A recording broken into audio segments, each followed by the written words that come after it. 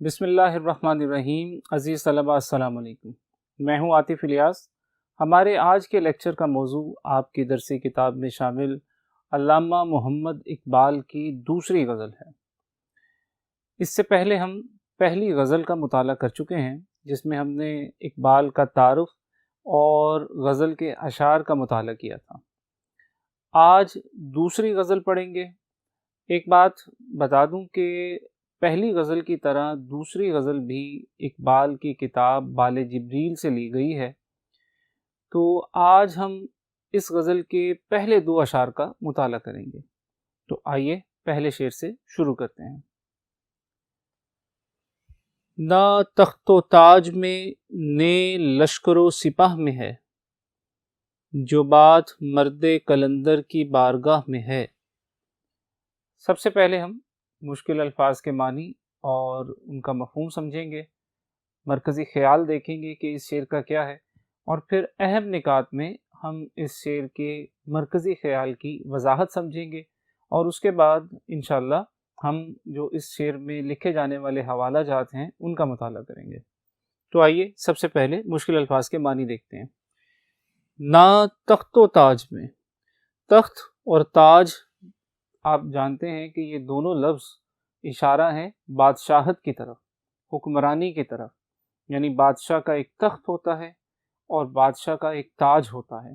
تو یہ دونوں لفظ جو ہیں یہ بادشاہت کی طرف اشارہ کر رہے ہیں، حکمرانی کی طرف اشارہ کر رہے ہیں، اختیار اور جو اقتدار ہے اس کی طرف اشارہ کر رہے ہیں۔ تو اقبال یہ کہتے ہیں کہ نہ تخت و تاج میں، نے لشکر و سپاہ میں ہے۔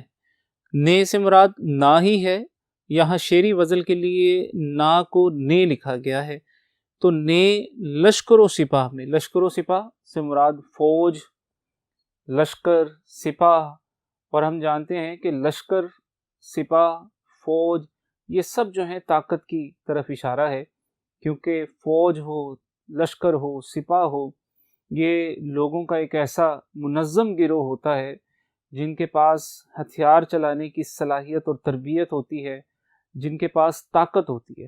تو بنیادی طور پر لشکر و سپاہ جو ہے یہ طاقت کی طرف اشارہ ہے۔ تو اقبال یہ کہتے ہیں کہ نہ تخت و تاج میں ہے، نہ بادشاہت میں ہے، نہ حکمرانی میں ہے، نہ لشکر و سپاہ میں ہے، نہ ہی فوج کی طاقت میں ہے۔ کیا چیز؟ جو بات مرد قلندر کی بارگاہ میں ہے۔ تو جو بات، اس جو بات کی وضاحت تو ہم اہم نکات میں کریں گے، یعنی وہ بات جو اقبال کہنا چاہ رہے ہیں کہ مرد قلندر کی بارگاہ میں ہے، وہ بات کیا ہے وہ ہم اہم نکات میں سمجھیں گے، وضاحت میں سمجھیں گے۔ مرد قلندر، مرد قلندر اگر میں یہ کہوں کہ اس سے مراد مرد مومن ہے تو غلط نہیں ہے۔ قلندر، درویش، یہ سب جو ہیں اگرچہ صوفیانہ اصطلاحات ہیں، یعنی تصوف میں صوفی حضرات جو ہیں یہ اصطلاحات جو ہیں، یہ لفظ جو ہیں یہ استعمال کرتے ہیں۔ قلندر کا لفظ ہو گیا، درویش کا لفظ ہو گیا، فقیر کا لفظ ہو گیا۔ تو اقبال کی شاعری میں مرد قلندر، مرد درویش، مرد فقیر یہ سب مومن کے لیے اشارے یا لفظ استعمال ہوتے ہیں۔ تو اقبال یہ کہہ رہے ہیں کہ جو بات مرد قلندر کی بارگاہ، محفل میں ہے، وہ بات نہ بادشاہت میں ہے، وہ بات نہ لشکر و سپاہ میں ہے۔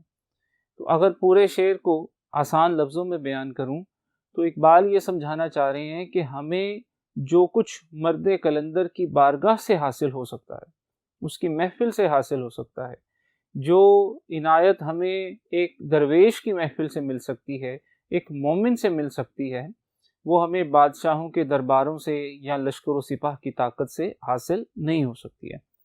تو یہ ایک بنیادی خیال تھا، بنیادی تصور تھا جو اس شعر کا ہم نے پڑھ لیا ہے، مشکل الفاظ کے معنی بھی ہم نے دیکھ لیے ہیں۔ اب ہم اہم نکات کی طرف چلتے ہیں۔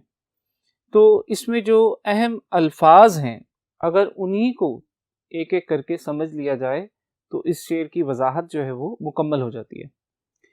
سب سے پہلے ایک بات یہ سمجھ لیجئے گا کہ اس میں حکمرانی یعنی تخت و تاج، طاقت، لشکر و سپاہ کا درویشی سے موازنہ کیا گیا ہے، یعنی اقبال نے ایک موازنے کی کیفیت پیدا کر دی ہے کہ ایک طرف دنیا کا سب سے بڑا اختیار اور طاقت کا مرکز یعنی حکمرانی ہے، اور دوسری طرف جو ہے وہ لشکر و سپاہ ہیں، یعنی جو طاقت کی جو ہے وہ علامت ہیں یا طاقت کا وجود ہیں۔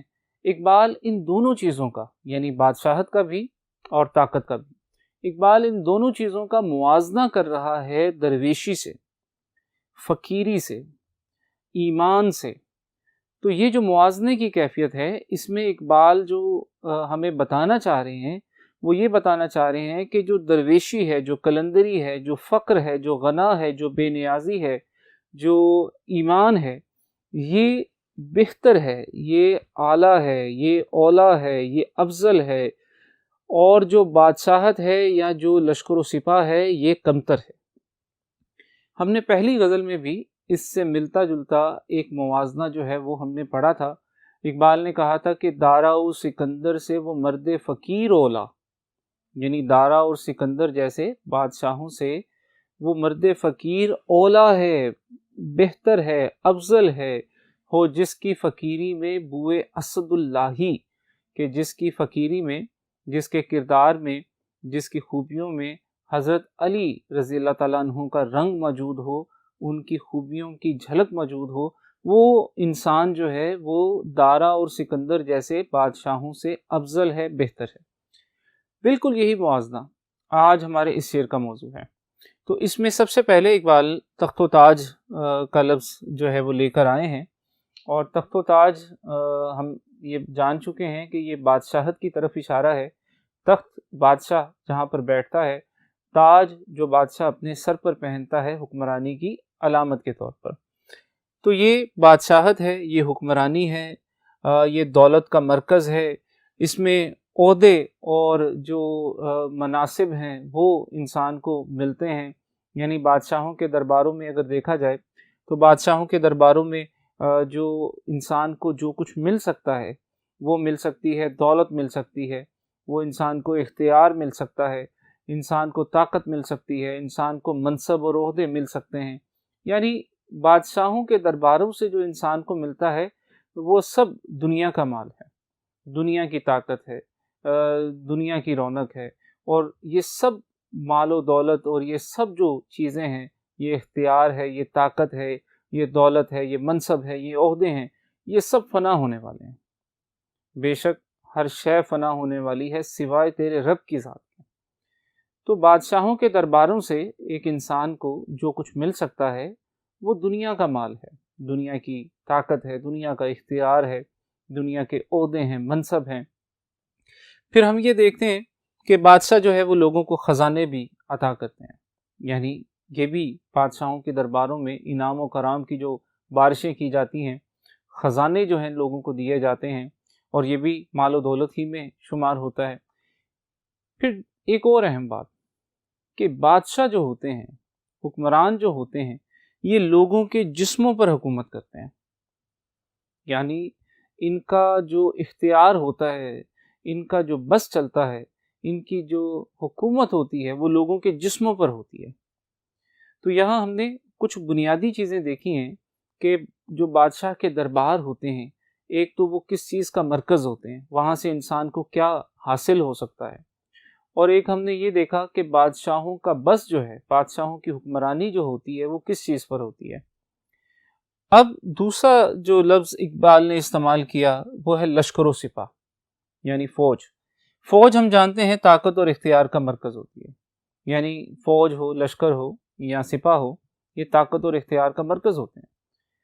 ایک انسان جب ان کا حصہ بنتا ہے تو وہ بھی طاقتور بن جاتا ہے، وہ بھی با اختیار بن جاتا ہے، وہ طاقت کے بل پر لوگوں کو زیر کر لیتا ہے، ان پر حکمرانی کرتا ہے، ان پر اپنا حکم چلاتا ہے، ان پر انسان جو ہے اپنی طاقت کے بلبوتے پر انہیں جو ہے وہ اپنا ماتحت کر لیتا ہے، ان پر اپنے حکم کے بل پر جو ہے وہ حکمرانی کرتا ہے۔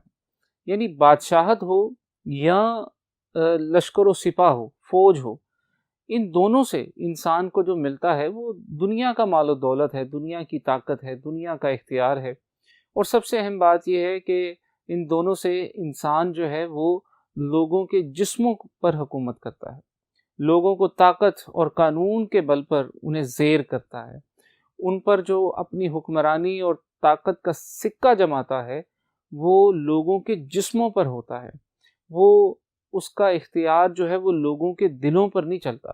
یہ حکمرانی، یہ جو عنایات ہوتی ہیں، یہ سب جو ہیں وہ لوگوں کے دلوں پر نہیں ہوتی، لوگوں کے جسموں پر ہوتی ہیں۔ اس کے برعکس ہم یہ دیکھتے ہیں کہ جو مرد قلندر ہے، میں نے پہلے وضاحت کی کہ مرد قلندر، درویش، مرد فقیر، اقبال کے ہاں یہ سب الفاظ جو ہیں مرد مومن کے معنوں میں استعمال ہوتے ہیں۔ یعنی ویسے تو یہ تصوف کی اصطلاحات ہیں، تصوف کے جو راستے میں لوگ ہیں یہ الفاظ اپنے لیے استعمال کرتے ہیں، قلندر، فقیر، مجذوب، درویش، یہ سب الفاظ جو ہیں وہ اہل تصوف جو ہیں وہ استعمال کرتے ہیں۔ لیکن اقبال کے خیال میں مرد قلندر وہ ہے جو عمل کا شاہکار ہے، جس کے دل میں محبت اور عشق جو ہے وہ موجزن ہے، جو انسانوں کے جسموں پر نہیں بلکہ ان کے دلوں پر حکومت کرتا ہے۔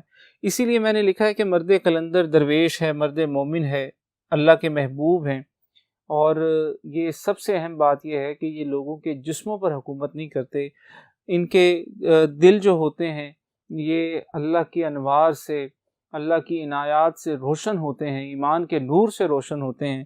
تو یہ جو ان کے اپنے دل انوار الہی سے روشن ہوتے ہیں تو یہ لوگوں کے مردہ دلوں کو بھی زندہ کر دیتے ہیں، یہ لوگوں کے مردہ دلوں کو بھی زندہ کر دیتے ہیں، ان کو بیدار کر دیتے ہیں، انہیں ایمان کے نور سے روشن کر دیتے ہیں، منور کر دیتے ہیں۔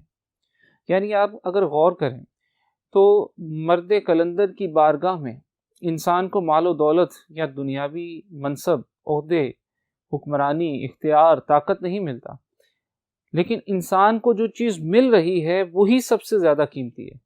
انسان کو جو ہے وہ ایمان کی روشنی ملتی ہے، انسان کا دل جو ہے وہ ایمان کے نور سے منور ہو جاتا ہے، انسان کا مردہ دل جو ہے وہ زندہ ہو کے دھڑکنا شروع کر دیتا ہے، انسان اپنے رب سے جڑ جاتا ہے، انسان اپنے رب سے قریب تر ہوتا چلا جاتا ہے۔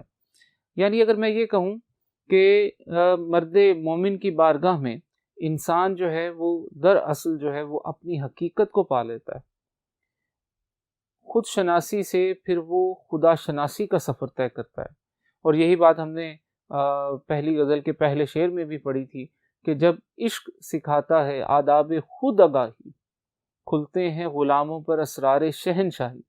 تو جب انسان کا دل جو ہے وہ زندہ ہو جاتا ہے، ایمان کے نور سے منور ہو جاتا ہے، وہ خود شناسی سے خدا شناسی کا سفر کر لیتا ہے، تو پھر وہ غلام نہیں رہتا، پھر وہ عام نہیں رہتا، پھر وہ بادشاہ بن جایا کرتا ہے۔ وہ بادشاہ جو حقیقت میں بادشاہ ہے، جسے اللہ نے اس دنیا اور اس کائنات میں بادشاہ بنایا ہے۔ یہ مقام دنیاوی بادشاہوں یا دنیاوی لشکر و سپاہ سے نہیں ملتا، یہ وہ مقام ہے جو اللہ نے اپنے بندوں کے لیے منتخب کیا ہے۔ اللہ قرآن میں فرماتے ہیں کہ یہ انسان میرا نائب ہے، یعنی اس کائنات میں انسان جو ہے وہ اللہ کا نمائندہ ہے، اس کا نائب ہے، اس کا خلیفہ ہے، اور یہ ساری مخلوقات پر جو ہے وہ حکمران ہے، یہ افضل ہے۔ اس لیے انسان جب بندہ مومن کی محفل میں بیٹھتا ہے تو اس کی خودی بیدار ہو جاتی ہے، اور جب انسان کی خودی بیدار ہوتی ہے تو انسان جو ہے وہ اس حقیقت کو پا لیتا ہے کہ یہ جو مال و دولت ہے دنیا کی، اور یہ سب جو ہیں یہ وہم و گمان ہیں، یہ سب عارضی حقیقتیں ہیں۔ یعنی یہاں پر ایک بات کو سمجھنے کی ضرورت ہے کہ شاعر جو ہے ان چیزوں کی حقیقت سے انکار نہیں کر رہا۔ یعنی ایسا نہیں ہے کہ شاعر یہ کہہ رہا ہے کہ بادشاہت اور لشکر و سپاہ کچھ معنی ہی نہیں رکھتی، ایسا نہیں ہے۔ اقبال یہ سمجھانے کی کوشش کر رہا ہے کہ یہ سب کچھ عارضی ہے اور فانی ہے، لیکن ایک انسان کا دل جب ایمان کے نور سے منور ہو جاتا ہے تو وہ حیات جاودانی پا لیتا ہے، وہ ہمیشہ رہنے والی زندگی پا لیتا ہے، وہ ہمیشہ رہنے والی زندگی کی حقیقت کو پا لیتا ہے۔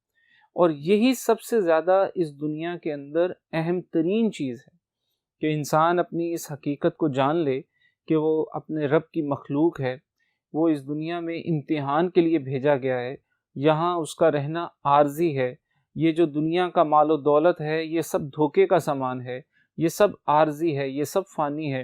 اور جب انسان اس حقیقت کو پا لیتا ہے تو وہ خودی کے اس مقام پر فائز ہو جاتا ہے جہاں خدا اس سے راضی ہو جاتا ہے۔ اقبال نے کہا تھا کہ خودی کو کر بلند اتنا کہ ہر تقدیر سے پہلے، خودی کو کر بلند اتنا کہ ہر تقدیر سے پہلے خدا بندے سے خود پوچھے بتا تیری رضا کیا ہے۔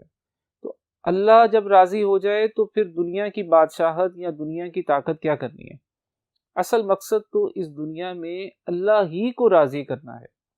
تو اللہ جب راضی ہو جائے تو سمجھیے انسان کو سب کچھ مل گیا۔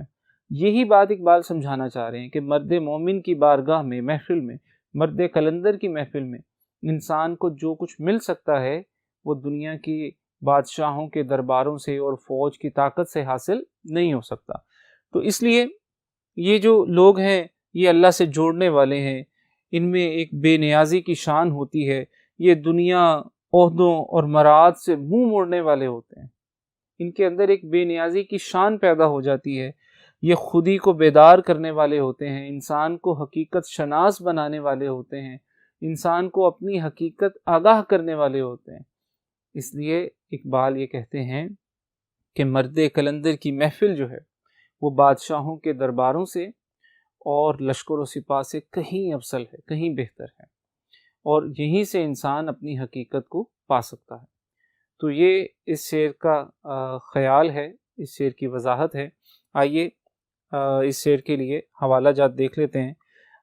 پہلا شعر دیکھیے گا کہ جو شاعر کہتا ہے کہ ہم فقیروں سے دوستی کر لو، ہم فقیروں سے دوستی کر لو، گر سکھا دیں گے بادشاہی کا۔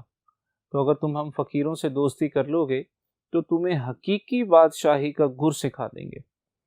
پھر اقبال کا شعر ہے کہ تمنا درد دل کی ہو تو کر خدمت فقیروں کی۔ اگر درد دل حاصل کرنا چاہتے ہو، اپنے مردہ دل کو زندہ کرنا چاہتے ہو، اپنے دل کو دھڑکنا سکھانا چاہتے ہو، عشق کی قوت سے لبریز کرنا چاہتے ہو تو کر خدمت فقیروں کی۔ نہیں ملتا یہ گوہر، گوہر کہتے ہیں موتی کو، نہیں ملتا یہ گوہر بادشاہوں کے خزینوں میں۔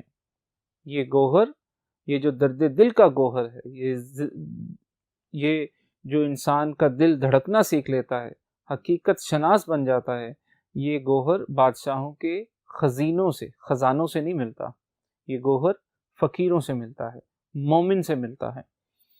پھر اقبال ہی کا شعر ہے کہ کسے خبر کے ہزاروں مقام رکھتا ہے۔ یہ بڑی اہم بات ہے کہ کسے خبر کہ ہزاروں مقام رکھتا ہے۔ کیا چیز؟ وہ فقر، وہ درویشی، وہ ایمان، وہ کلندری جس میں ہے بے پردہ روح قرآنی، وہ فقر جس میں روح قرآنی اپنی جھلک دکھا رہی ہے، قرآن کی روح جو ہے وہ اپنا ہونے کا احساس دلا رہی ہے، وہ فقر جو ہے ہزاروں مقام رکھتا ہے۔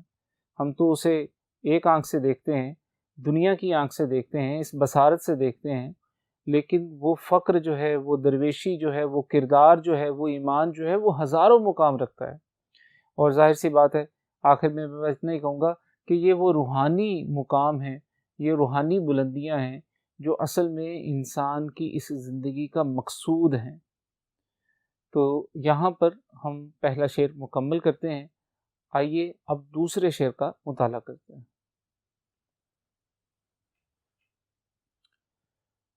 آئیے اس غزل کے دوسرے شعر کا مطالعہ کرتے ہیں۔ یہ شعر بڑا اہم ہے، اس میں بڑی ایک خاص بات اقبال نے کہی ہے جو اس دنیا کی سب سے بڑی حقیقت بھی سمجھی جا سکتی ہے۔ تو پہلے شعر پڑھتے ہیں۔ اقبال کہتے ہیں کہ صنم کدا ہے جہاں اور مرد حق ہے خلیل، یہ نکتہ وہ ہے کہ پوشیدہ لا الہ میں ہے۔ آئیے سب سے پہلے مشکل الفاظ کے معنی اور بنیادی مفہوم کو سمجھتے ہیں، پھر اہم نکات اور حوالہ جات دیکھیں گے۔ صنم کدا یعنی بتوں کا گھر، صنم بت کو کہتے ہیں، کدا گھر کو کہتے ہیں، تو صنم کدا کا مطلب ہے بتوں کا گھر، اور مراد ہے باطل قوتیں، یعنی صرف بت ہی باطل نہیں ہے، باطل سے مراد ہے ہر وہ قوت، ہر وہ طاقت، ہر وہ انسان جو اللہ کے مقابل اپنی خدائی کا دعوے دار ہوں۔ تو صرف بت ہی جو ہے وہ خدائی کے دعوے دار نہیں ہیں، بلکہ اس دنیا میں بہت سے انسان، بہت سے ادارے، بہت سے رسم و رواج، انسان خود اپنے نفس کو خدا بنا لیتا ہے۔ تو صنم کدہ ہے جہاں دنیا، یہ دنیا ایک بت خانہ ہے، یعنی دنیا باطل کا گھر ہے۔ اس میں قدم قدم پر ہمیں باطل کے 100 رنگوں سے واسطہ پڑتا ہے، باطل کی طرح طرح کی شکلوں سے واسطہ پڑتا ہے۔ تو دنیا ایک صنم کدہ ہے، اور مرد حق کا ساتھ دینے والا، مرد حق یعنی اللہ کا بندہ، مرد مومن کون ہے؟ خلیل، اللہ کا دوست ہے، جو حق کا ساتھ دینے والا ہے، جو حق کا بندہ ہے، جو اللہ کا بندہ ہے، وہ اللہ کا دوست ہے، وہ خلیل ہے۔ یعنی دنیا ایک بت کدہ ہے، باطل کا گھر ہے، باطل قوتوں کا گڑھ ہے، لیکن اس بت کدے میں جو حق کا پرچم بلند کرے گا، جو حق کا ساتھ دے گا، وہ خلیل ہے، وہ اللہ کا دوست ہے۔ اقبال کہتے ہیں یہ نکتہ وہ ہے، یہ نکتہ، یہ وہ راز ہے، یہ وہ بات ہے، اہم بات ہے کہ پوشیدہ چھپی ہوئی لا الہ، لا الہ کلمے کا ابتدائی حصہ ہے، اور اس کا مطلب ہے نہیں ہے کوئی معبود۔ یعنی ہم کلمے کے ابتدا میں جب ہم کہتے ہیں لا الہ، تو اصل میں ہم دنیا کی ہر باطل قوت کا انکار کرتے ہیں۔ ہم کہتے ہیں نہیں ہے کوئی معبود، کوئی باطل قوت جو ہے وہ معبود نہیں ہے الا اللہ، پھر ہم اقرار کرتے ہیں سوائے اللہ کے۔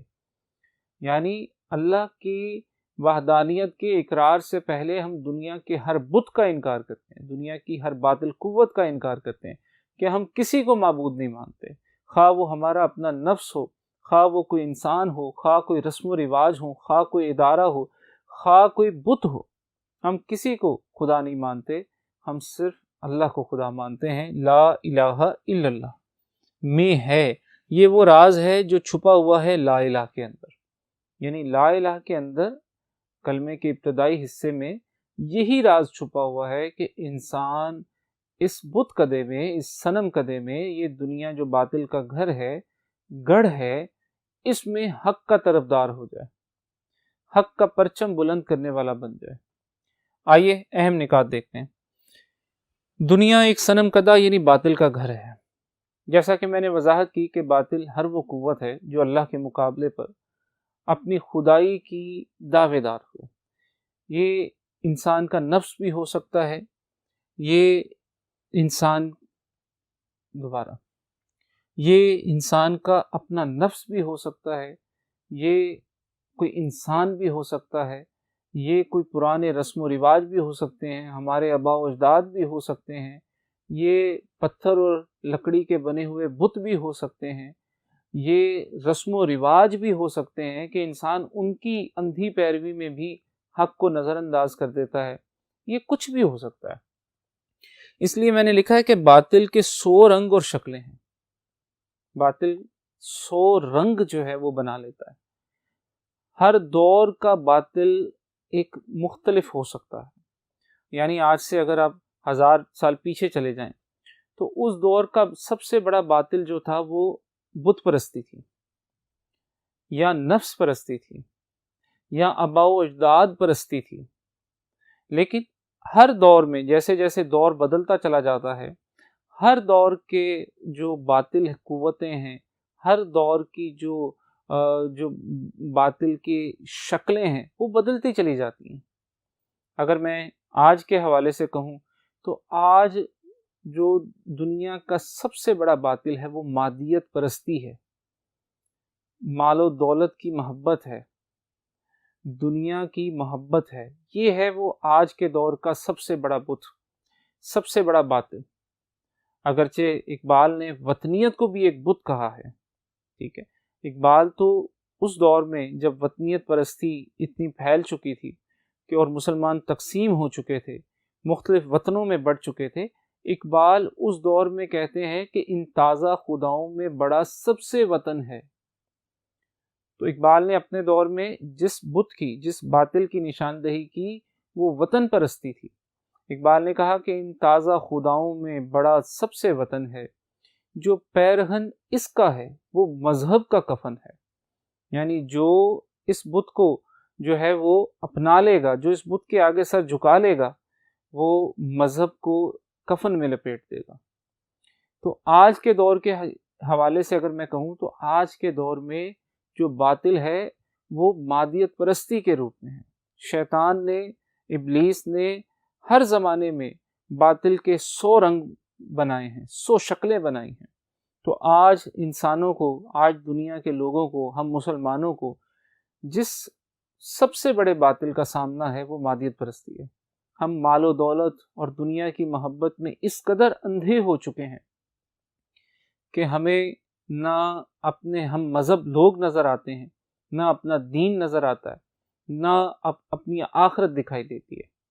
اور یہی وہ بات ہے جس کی طرف ایک حدیث میں رسول اللہ صلی اللہ علیہ وآلہ وسلم نے اشارہ کرتے ہوئے فرمایا تھا کہ ایک دور ایسا بھی آئے گا کہ دنیا کی قومیں تم پر ٹوٹ پڑیں گی۔ صحابہ نے عرض کیا کہ یا رسول اللہ صلی اللہ علیہ وآلہ وسلم، کیا اس دور میں ہم تعداد میں کم ہوں گے؟ آپ صلی اللہ علیہ وسلم نے فرمایا نہیں، تعداد میں زیادہ ہوگے، لیکن تمہارے دلوں میں وہن کی بیماری ڈال دی جائے گی۔ صحابہ نے عرض کیا کہ یا رسول اللہ یہ وہن کیا ہے؟ آپ صلی اللہ علیہ وسلم نے فرمایا دنیا کی محبت اور موت کا خوف۔ تو آج ہم دیکھتے ہیں کہ مادیت پرستی اپنے پنجے پوری طرح گاڑ چکی ہوئی ہے۔ آج پوری دنیا پر جو ہے اس باطل کی حکومت ہے۔ ہر انسان صرف اپنے لیے، اپنے عیش کے لیے، اپنے آرام کے لیے جینا چاہتا ہے۔ اسے کوئی خبر نہیں ہے کہ اس کے جو جسم کے دوسرے ٹکڑے ہیں وہ کس حالت میں ہیں۔ تو اس لیے میں نے لکھا ہے کہ باطل کے 100 رنگ اور شکلیں ہیں۔ انسان گمراہی کا شکار ہو جاتا ہے، انسان گمراہ ہو جاتا ہے، انسان اپنا راستے سے ہٹ جاتا ہے، صراط مستقیم سے ہٹ جاتا ہے۔ اور اسی لیے تو ہم روز نماز میں یہ دعا کرتے ہیں کہ اہدنا الصراط المستقیم، اے باری تعالیٰ ہمارے بس میں تو نہیں ہے، تو ہی ہمیں صراط مستقیم پہ رکھ، تو ہمیں سیدھے راستے پر چلا۔ انسان گمراہ ہو جاتا ہے، کبھی بتوں، کبھی انسانوں، کبھی رسم و رواج، کبھی اداروں، کبھی عہدوں، کبھی حکومتوں، حکمرانوں کے آگے سر جھکا دیتا ہے۔ وہ باطل کی ہر شکل کو قبول کر لیتا ہے یا بعض شکلوں کو قبول کر لیتا ہے۔ تو یہ انسان کا ایک بہت بڑا المیہ ہے، یہ ایک انسان کی بدقسمتی ہے۔ اور کچھ نہیں تو انسان اپنے نفس کو خدا بنا لیتا ہے، اپنی خواہشوں کو خدا بنا لیتا ہے کہ جو میرا دل چاہے گا میں وہی کروں گا۔ آج آپ جانتے ہیں کہ لبرلزم جو ہے وہ اسی فتنے کی ایک شکل ہے، یعنی انسان آزاد ہے، جو چاہتا ہے وہ کرے، اسے کسی مذہب کی یا کسی خدا کی کوئی روک ٹوک نہیں ہے۔ تو یہ فتنہ ہے آج کے دور کا، سب سے بڑا ایک فتنہ ہے کہ انسان نے اپنے نفس کو ہی خدا بنا لیا ہے۔ لیکن مرد حق وہ ہے جو ہمیشہ حق کا طرفدار ہوتا ہے، حق کا طرفدار بھی ہوتا ہے اور حق کی جو ہے وہ حفاظت کرنے والا بھی ہوتا ہے، حق کی خاطر لڑنے والا بھی ہوتا ہے، حق کی خاطر ہر باطل سے ٹکرانے والا بھی ہوتا ہے۔ اس لیے میں نے لکھا ہے کہ وہ باطل سے برسر پیکار رہتا ہے، دو بدو رہتا ہے، جنگ کرتا ہے، وہ باطل کی ہر شکل کو مٹا دینا چاہتا ہے۔ وہ چاہتا ہے کہ جو دنیا ہے اس میں صرف خدا کا نام رہے، ایک خدا کا، حقیقی خدا کا نام رہے، جو ہمارا خالق بھی ہے، جو ہمارا رب بھی ہے، جو ہمارا پروردگار بھی ہے۔ وہ باطل کو مٹانے والا ہوتا ہے، اور وہ سب سے بڑا انعام کہ وہ خلیل یعنی اللہ کا دوست ہوتا ہے۔ یہ سب سے بڑا انعام ہے، یعنی حق کا طرفدار جو ہوتا ہے اس کے لیے اقبال یہ خوشخبری دے رہے ہیں کہ وہ خلیل ہوتا ہے، وہ اللہ کا دوست ہوتا ہے۔ یہاں حضرت ابراہیم علیہ السلام کی طرف بھی اشارہ ہے، یعنی یہ تلمیح ہے، یعنی خلیل سے چونکہ حضرت ابراہیم علیہ السلام کی طرف اشارہ جاتا ہے، ان کا جو ایک لقب تھا خلیل اللہ کا، تو یہ اس کی طرف بھی اشارہ ہے۔ اور اس وجہ سے یہاں لفظ خلیل جو ہے اور جو لفظ صنم کدہ ہے یہ تلمیح بن جاتے ہیں، کیونکہ انہوں نے بتوں کو توڑا تھا اور ان کے خلاف جہاد کیا تھا۔ یعنی حضرت ابراہیم کے دور کا ذرا منظر یاد کیجئے، سارا شہر جو ہے وہ بت پرست ہے، بتوں کی عبادت کرنے والا ہے اور اصل خدا سے منہ موڑنے والا ہے۔ تو حضرت ابراہیم علیہ السلام نے اس دور میں اس باطل کے خلاف جہاد کیا تھا، اور اس کی پاداش میں انہیں آگ میں بھی جھونکا گیا تھا، اور انہوں نے یہ سب کچھ جو ہے وہ حق کی خاطر قبول کیا تھا، وہ اس آزمائش سے سرخرو ہوئے تھے۔ اسی کی طرف اشارہ کرتے ہوئے اقبال نے یہ کہا تھا کہ بے خطر کود پڑا آتش نمرود میں عشق، یعنی عشق جو ہے وہ بے خطر کود پڑا آتش نمرود میں، یعنی عشق نے یہ پرواہ نہیں کی کہ مجھے آگ میں جھونک دیا جائے گا، مجھے قتل کر دیا جائے گا۔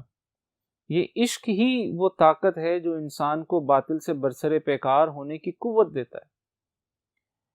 تو بے خطر کود پڑا آتش نمرود میں عشق، عقل ہے محو تماشائے لب بام، ابھی عقل جو ہے وہ لب بام کنارے پر کھڑے ہو کے تماشا دیکھ رہی ہے کہ میں اگر اس میں کودوں گی، اس آگ میں کودوں گی، اس آگ میں گروں گی تو جل کر راکھ ہو جاؤں گی۔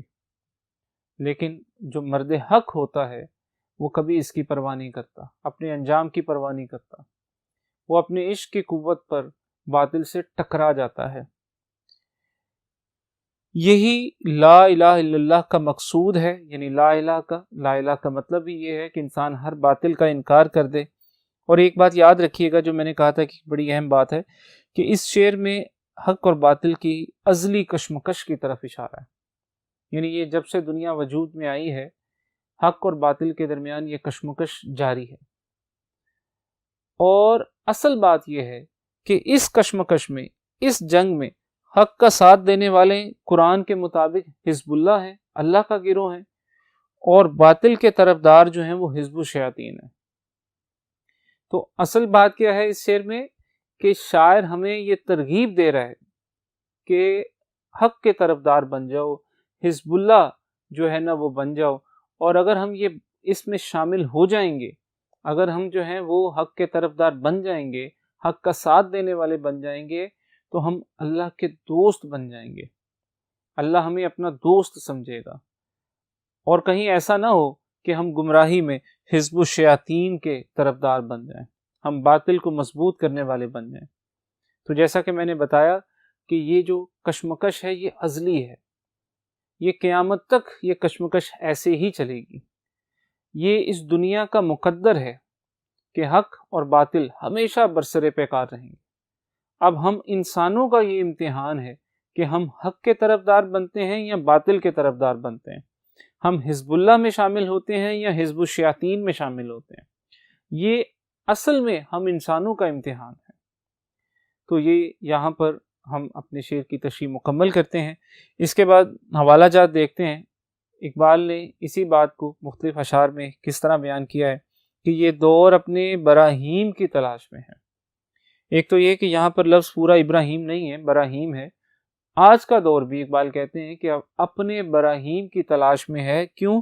کیونکہ صنم کدہ ہے جہاں لا الہ الا اللہ، دنیا ایک بت کدہ ہے اور مجھے لا الہ الا اللہ کا حکم ہے۔ آج بھی ہو جو ابراہیم کا ایمان پیدا، آگ کر سکتی ہے انداز گلستان پیدا۔ آج بھی ایمان پیدا ہو جائے تو جو خدائی نصرت ہے، مدد ہے، وہ آج بھی زمین پر اتر سکتی ہے۔ اور پھر اقبال نے یہ مال و دولت دنیا، یہ رشتہ و پیوند، کہ یہ جو دنیا کا مال ہے اور یہ جو رشتے ناتے ہیں، یہ سب کیا ہیں؟ بتان وہم و گمان، یہ ہمارے وہم ہیں، یہ ہمارا گمان ہے، یہ وہ بے بنیاد خیال ہیں کہ ہم نے ان کو حقیقت سمجھ لیا ہے، ہم نے انہی کو اصل سمجھ لیا ہے۔ اسی لیے قرآن کہتا ہے کہ دنیا دھوکے کا سامان ہے۔ اقبال کہہ رہا ہے کہ یہ بتان وہم و گمان ہے، یہ خیالی چیزیں ہیں جن کو ہم حقیقت سمجھ بیٹھے ہیں، جبکہ اصل چیز کیا ہے؟ لا الہ الا اللہ۔ اصل چیز جو ہے وہ یہی ہے کہ انسان حق کا پرچم بلند کرے، حق کا طرفدار بن جائے، اور نہیں موت آئے انسان کو اس حالت میں کہ وہ مسلم ہو، وہ فرما بردار ہو۔ اللہ ہم سب کو ہدایت دے، اللہ ہم سب کو حق کا طرفدار بننے کی توفیق دے، آمین۔ اسی پر آج کا لیکچر جو ہے وہ ہم مکمل کر رہے ہیں۔ آج کے لیے اتنا ہی، اگلے لیکچر میں نئے اشعار کے ساتھ ملیں گے، تب تک کے لیے اجازت دیجیے، اللہ حافظ۔